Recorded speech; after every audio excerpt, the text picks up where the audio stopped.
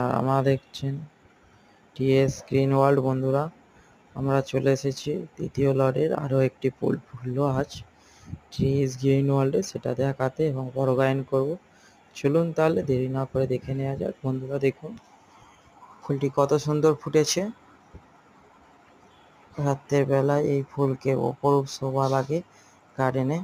দেখুন এই জায়গাটা, এই যে নিচের দিকে সবুজ অংশটা ফলে পরিণত হবে এবং ওপরের এই অংশটা, এটা ফুল, এটা পরে শুকনো হয়ে যাবে, গিয়ে আস্তে আস্তে ঝরে যাবে।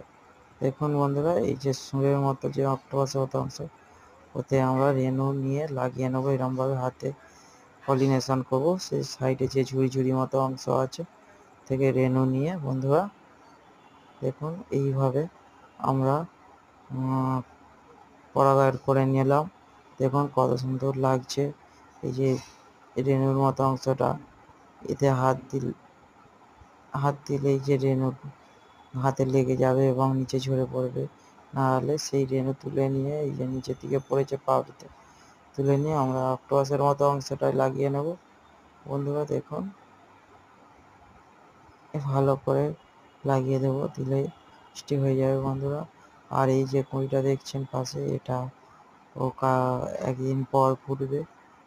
বন্ধুরা দেখুন রাতের কত সুন্দর শোভা বাড়িয়েছে।